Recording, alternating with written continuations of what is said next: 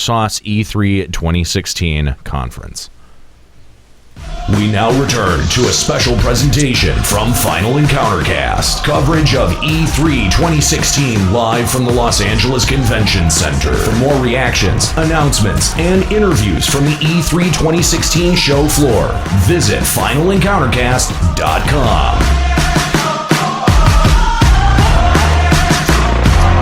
We are back with our E3 2016 live coverage here at twitch.tv/Final Encountercast. Coverage of E3 2016 brought to you by Alamo City Comic-Con. Alamo City Comic-Con, October 28th through the 30th at the Henry B. Gonzalez Convention Center in sunny San Antonio, Texas.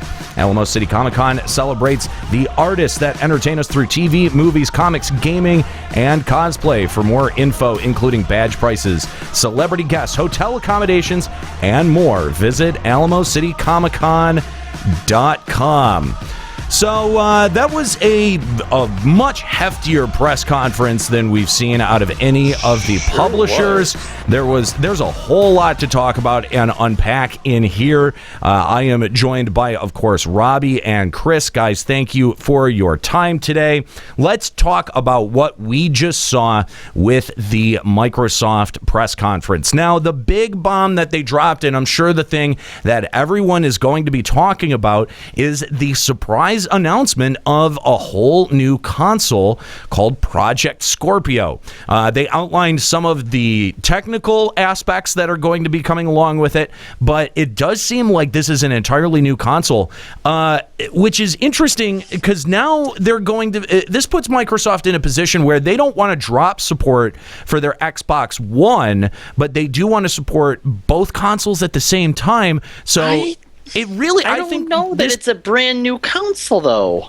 What he said right there at the end is that this is like the same family of consoles, right. So you can play your Xbox One game on the Scorpio, the S, the normal one. Like when they make a Scorpio game, you can play it on the original Xbox One, is the impression I got. Well, and I've actually been scouring a few articles here too, and it seems to be that the Scorpio is Microsoft's answer to the PlayStation Neo or 4.5, which isn't a new console. It's just supposed to be an upgraded version of it, right? Yeah, they've said Sony has stated that the PlayStation Neo, the PlayStation 4 Neo, is, it's going to be compatible with all existing games and all future games, and it sounds like that's at least the idea behind Scorpio, but they've classified it with a different name now as well.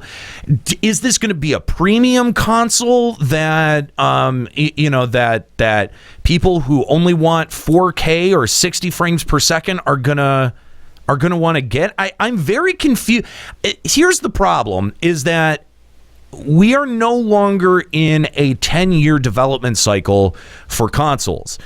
Consoles either need to be able to upgrade from a hardware perspective, or the cycle is just going to get simply shorter. We're now 5 years? This is ridiculous. This is ridiculous. Look, Volkai in the chat said the X1 came out in 2013. We have the Slim, and now the Scorpion's coming out in 2017. That's 4 years. That's three versions in 4 years? Are you freaking kidding me? Yeah, this, I think, is clear indication between this and the PlayStation 4 Neo that these consoles are going to need to be upgradable to be able to remain relevant and keep up with where PCs are going, because PCs are always going to be customizable. You're always going to be able to swap things in and out and tune it very finely.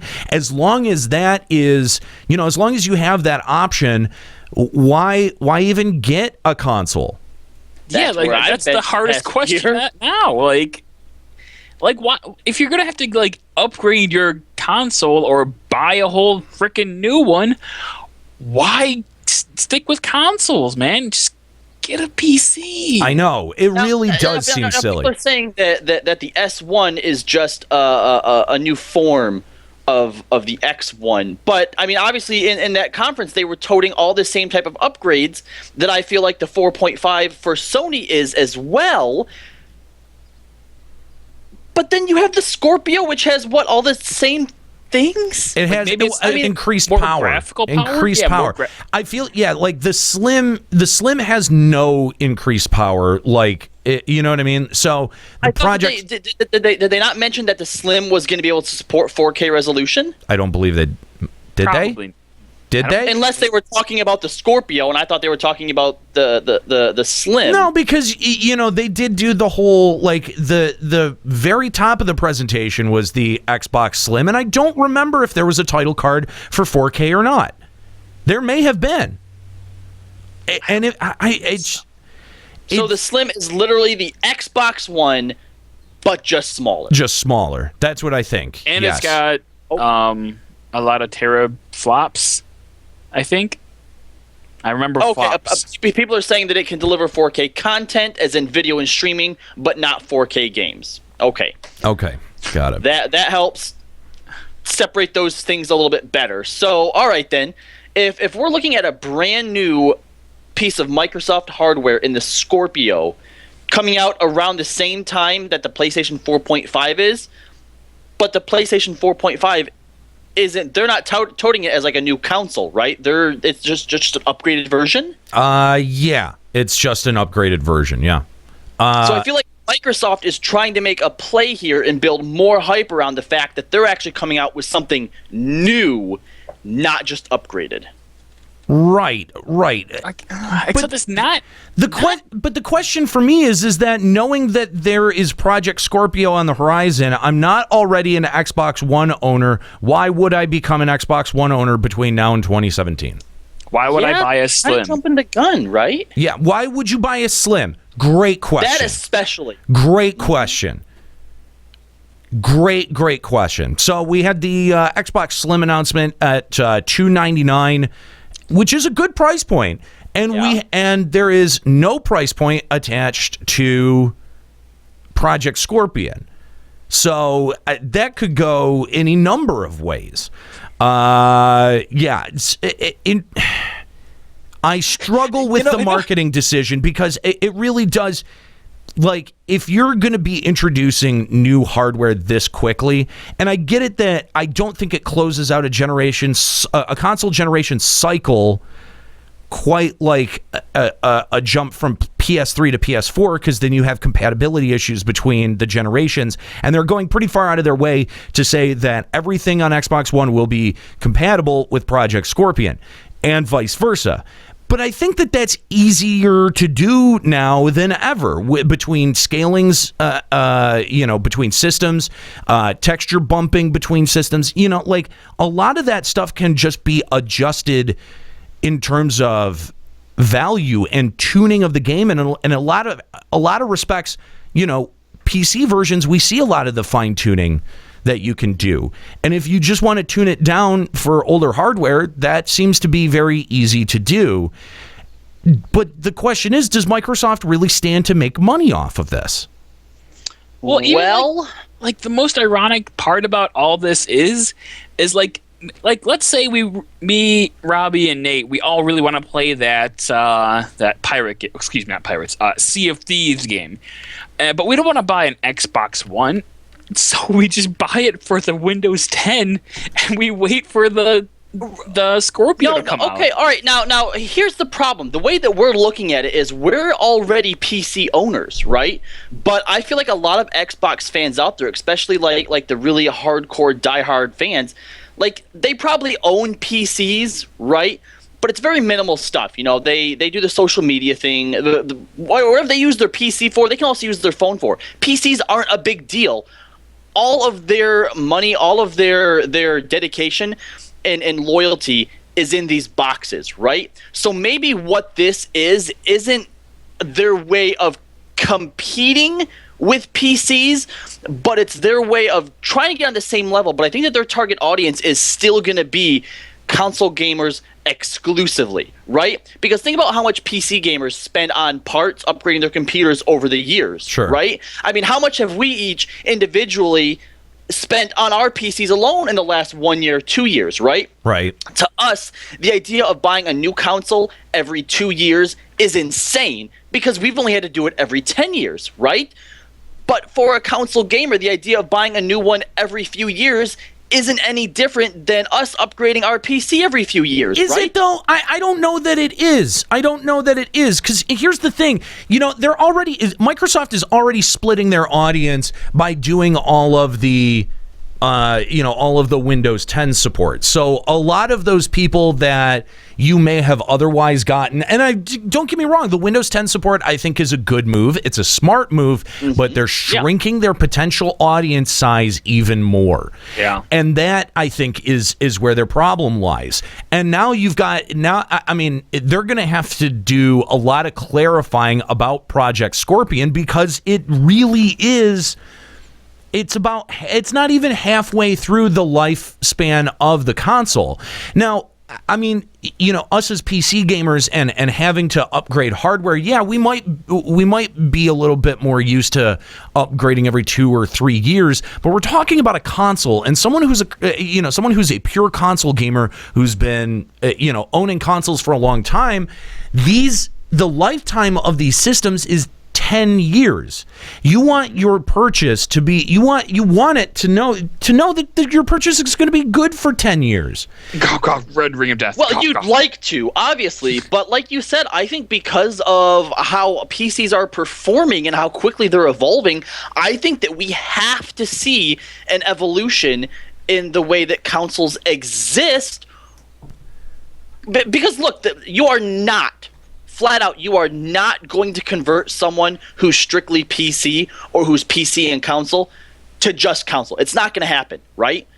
So they have to find a way to compete with what PCs are capable of. They have to. Yeah, but don't you think that the best way to do that is to make your hardware upgradable in the same way that PC hardware is upgradable? Yes. Absolutely. I mean, it seems. Why not just make a PC line at that point, right? I think that what separates PCs from consoles is the fact that, yeah, it's upgradable. It's the fact that when you go and you buy an Xbox, that's it. You have everything you need right there in that box. You don't have to worry about the upgrading. You have to worry about the building. You don't have to worry about how the different parts, mesh together, about what brands you have to worry about, right? There are people who I think don't have PCs because the whole idea of it is kind of insurmountable. There are people out there who probably want to get some, but they don't know the first step into making their own PC. But when it comes to consoles, everything you have is right there. So I think that there probably is actually a market for people who just want to stay consoles but want to be competitive, who want something maybe not every year, but would be okay with dropping the money every 3 or 4 years to get whatever the newest, hottest, most updated line is. And I think that is probably the way that the evolution of this is going to go.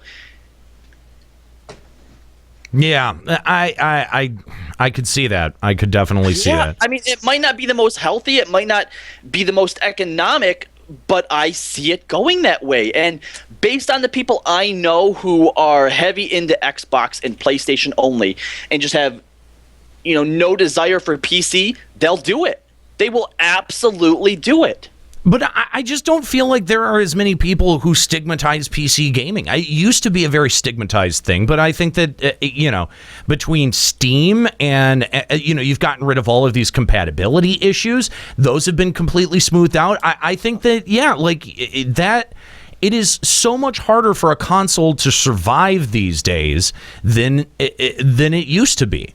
And yeah, I don't know. It's an interesting subject. We got mention of a lot of games in development here. We got Gears of War 4, and then the announcement that General Rand will be in Killer Instinct. I actually took notes, but yeah, the amount of games that we have here, like you said, Gears of War 4, Killer Instinct, Forza, you have a Division expansion coming out, Minecraft, Battlefield. Those are all the titles that Microsoft announced that were either legacy in some way or continued franchises, right?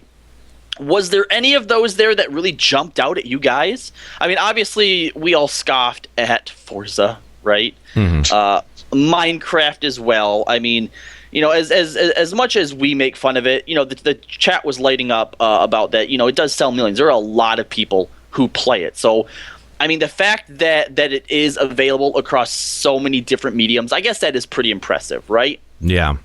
But I mean, I'm not really sure what more we can say about that. Nate, you played The Division. I know you didn't play a whole lot of it, but I mean, I saw a statistic being thrown around that since launch, like 90% of their player base or their subscription base has fallen off. Yeah, that doesn't surprise me. It's not a game that I think keeps people locked in. I don't know. Maybe I just got that right off the rip very, very quickly. What do you think an expansion's going to do for it? Nothing. I think that this is the only content expansion for The Division that we'll see, and that it will end up being dropped at some point. I really do. I mean, some of the title cards that they flashed on it got my attention before I realized it was The Division. Dungeons or missions that are constantly changing, so you're not just running the same thing over and over again. That's probably a step in the right direction, but you're right. I mean, based on what you've told me, based on what I've seen, stuff that I've heard from people is that it doesn't really matter if it's a step in the right direction if your first step is a misstep anyhow. You're very right. And I think that The Division, the fact that it lost like 90% of its base, that speaks volumes right there. And like, it's a game like Destiny, and I know that Destiny, you saw a big fall off in Destiny players as well, but a game like that, the lifeblood is the community that plays it, and if nobody's going to continue to play it, they can't keep making content for it. So this seems like a last ditch effort to go, hey guys, The Division, and I don't know how well it's going to go over. We did see the expansion for The Division. We also scoffed at Forza, but Recore was one that got actually a lot of play in the room. And they didn't really tell us much of anything about it. They didn't tell us anything about it. No, we saw some gameplay get showed off there, which is more than some other people can say. BioWare, EA. That's true. That's true. I think from a visual standpoint, really awesome. Taking a lot of cues from like Borderlands and at least a little bit. I think in the primary colors department, taking a little bit of cue from Overwatch as well. Very brightly colored, but Robbie, like you were saying, not like a bright and happy world, but just color being used to great effect there. Mm-hmm. And as far as, obviously when it comes to aesthetics, we have a lot of different games that we can draw on it from. But as far as gameplay goes, first of all, really excited about it. It has that action platformer look to it. And what it reminds me of the most is actually the later and better Jak and Daxter games, like Jak 2 and Jak 3. Okay, yeah. And also we saw the some of the promotional images for that being very high contrasted. I like that. I like that image. I've always, sort of gravitated to that visual style. The style was so cool. And yeah, I even if that was just used for the trailer, I think very, very effective there. Now, we also saw Square Enix come out and demonstrate a bit of Final Fantasy 15 for the first time on Microsoft hardware. Oh, yeah, that happened. Yeah. Wow, did that ever leave me with a bad taste in my mouth? All of the goodwill that I think was built up during the unveiled or uncovered FF15 press conference that Square Enix did was kind of very quickly undone by some voiceover choices in the characters. And I think the worst thing that a game company can do at this point is assign any kind of voiceover to a defense action or an attack or anything like that. It's just so cringeworthy every time I hear it. And that's what I just cringed the entire time 15 was on screen, and that really I don't think bodes very well for the game's release. What did you guys think? I wasn't impressed. I mean, all I saw was, I mean, look, it looks gorgeous, obviously, but all I saw was Titan swiping his arm back and forth at flies, and the guy's character Noctis just getting hit, and I don't know how they won, because it looked like he was being demolished, smashed and damaged more than he was doing anything. Yeah, the thing is I don't know what Titan's purpose was serving in that fight. Like the character model was almost too big to be entertaining, because you just got a wall of an arm moving at you, and the big thing at the end was him stopping Titan's hand, and I'm just like, oh cool, we get a really zoomed in crappy texture to look at. That's awesome. Like, it didn't look like anything. He looked like he was stopping a wall of brown. Wasn't even stopping it; it was just passing through him. And before they started it, one of the things that they mentioned too was that you were going up against Titan's trial, and at the same time there was some military force that was mobilizing. And at least the way that they set it up to me sounded like you would have to be doing some type of a dynamic battle where you're worrying about both Titan and these military forces, which you saw at the very beginning. But then I feel like Titan wiped them out pretty quickly, and it was just a matter of dodging under his arm where you actually went through it. Yeah. No, I agree. I agree. Visenya Bun in the chat saying this new FF better have a decent story and characters instead of the hot garbage they called writing in 13. And really, that's the only thing that I'm banking on with this game is it better have a pretty compelling narrative, or it's not looking good. I don't know, man. I'm not holding out much hope after that. It really seems too... I don't know, I don't want to say, because I'm going to sound offensive, but it's sounded too Japanesey, but not in like a native Japanesey way, but like in a way like, oh, we translated this from Japanese and we think that this is what will play with Americans, and it doesn't. Like, I'm just going to tell you right now, Square Enix, vocal decisions like that drive me right away. It's weird, because as I'm playing through 10, every once in a while there will be some voice cues in the combat, which I like, or maybe it's not that I like those, it's just that when there's nothing there, I dislike it. So I don't mind them trying to create some type of dynamic or some type of narrative within the battle that makes it feel a little bit more alive, but when it comes to just these little zingy one-liners... Oh, God, take them the fuck out. Those only work very, very rarely do those work, such as with like Peter Parker. And even then they're annoying, but in a entertaining way. You can't have everybody in an endearing way. This makes me just go, wow, do I ever fucking hate you? Do I ever hate you? I have serious concerns about Final Fantasy 15, and this did not assuage them even a little bit. So we'll see what what is in store there. We also got more of a look at Battlefield 1, Minecraft shit that I didn't give any attention to. The custom controllers that you can now order specific colors for, and you can get your name imprinted on it. This is the one that really got me. This is the one, the game that I'm really excited for, and I need to know more about. We Happy Few. Holy! Now this game looks like a spiritual successor to BioShock. The HUD looks almost identical to BioShock.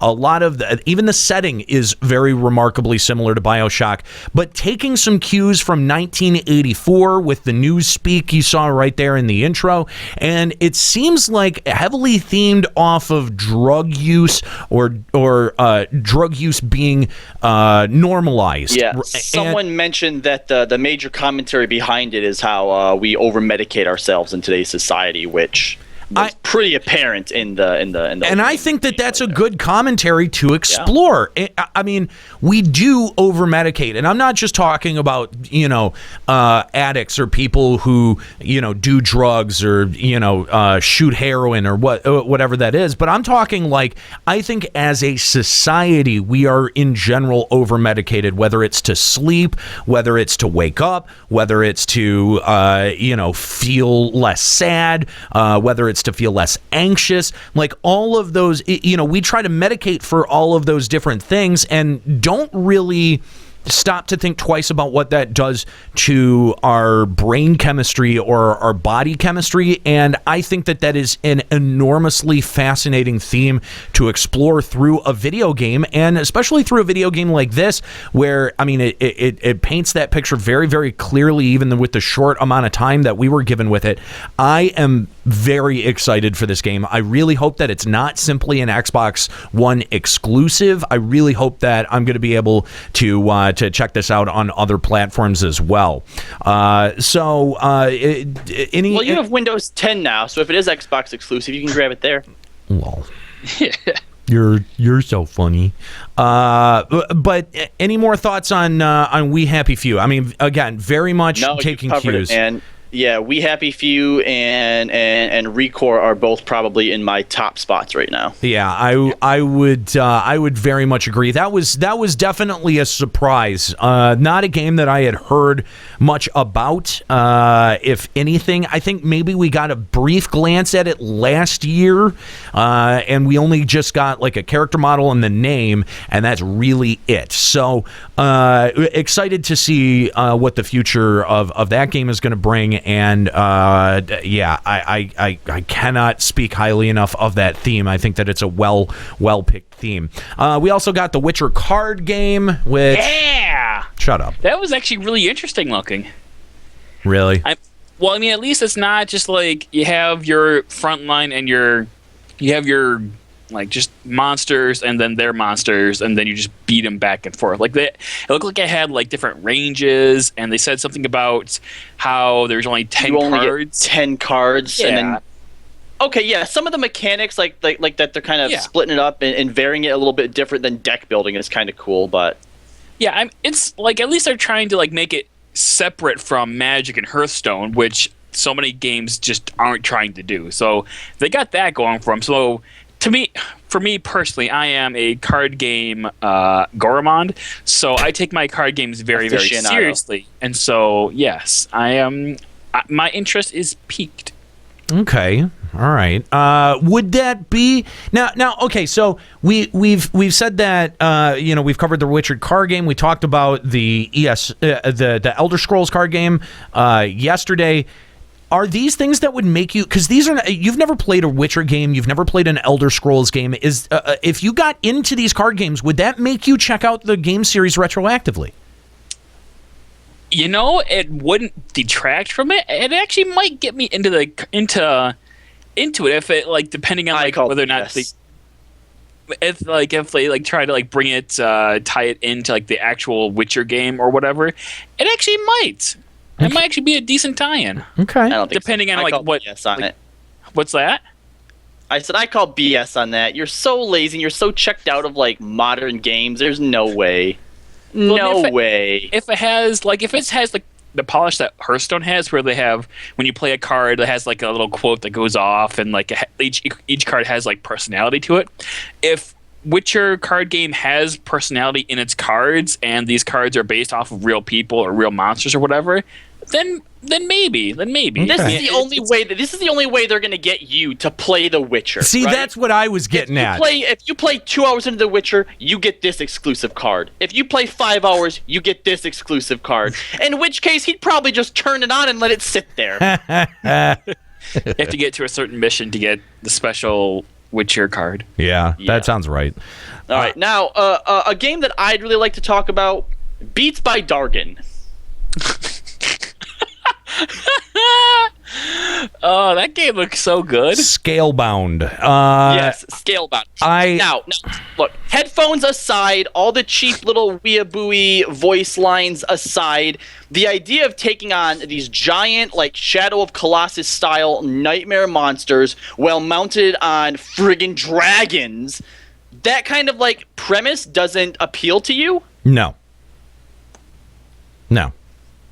Why? Because everything around it, the character, the design, everything about it everything you said to disregard, I'm He's going not to regard. I can't. You gonna can't regard ignore it. that. You can't ignore that. It looks just like any other fucking adventure game. Like, why would I play this instead of playing a Devil May Cry? Why would I play this instead of playing any number of games that take the third-person approach and have, a sword and a bow? Can you ride dragons in Devil May Cry? Who gives a shit? I give a shit. It's not going to be actual dragon riding. It's going to be a series of fucking button presses. It's a QuickTime event. Why is that so impressive? Why is a QuickTime event so impressive? Oh boy, it has dragons. It's not this seems like a total piece of shit. Also, the trailer was really I'm going to call it misleading because none of that was rendered in an actual game engine. No one was playing that. Fair enough. That had to be pre-rendered. It had to be pre-rendered.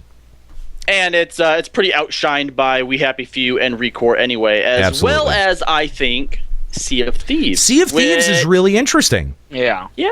I'm really into like there's not been a great pirate game that's come out. There've been a few kind of good ones, but this seems something like that I could actually get into.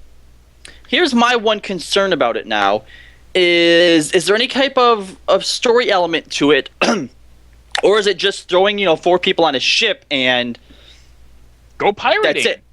Have your own fun sort of deal. It does seem like just throw 4 people on a ship and go pirating, which I'm fine with. Why do we keep doing? All right, but after we play it for a week, right? Let's say me, you, Chris, and Callie, we like. right? Someone we like. Right. Oh, all right, fine. Someone we like, Samus, right? Okay. No. Okay. Kooky.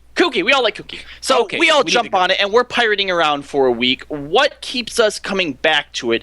If there isn't a story, I mean, can you upgrade your ships? Okay, right? So is there boxes in it? Is there a leveling system to it? Is it just cosmetic stuff? Is it just a giant playground? I mean, that's the only question that I have. Is after we've played it once, after we've had our laughs, what keeps us coming back to it?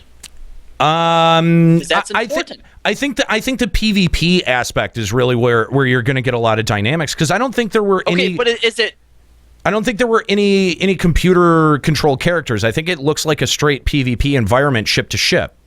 So is it PvP for the sake of PvP? I don't know. Could be. I'd like to know a little bit more about it. I think out of everything that we've gotten, or that we're excited for, We Happy Few, I think that's pretty much like we see it and we pretty much know, what to expect. Right. And so we want it. Just flat out, we want that. Obviously, we want to know more about Recore, but again, I think that it's pretty solid what we're going to be getting. What we see and we can kind of extrapolate from there. Yeah. But Sea of Thieves for me, I think, is still the biggest question mark. It's kind of like in the same vein that Mass Effect is right now. I like what I see, but what am I really gonna get? Yeah. What am I really seeing? Yeah. I think that's a good question, and something that needs to be asked with absolutely everything that we've seen. We also saw Tekken 7, Halo Wars 2, Dead Rising, and State of Decay 2. None of those made particularly big impacts on me. Not a big fan of any of those series. So, I think that wraps up our discussion on the Microsoft panel. Guys, we have the PC Gamer Showcase going on right now. We're going to step aside and hand it back over to the live stream, and we're going to be checking out the PC Gaming conference happening now out at E3 2016.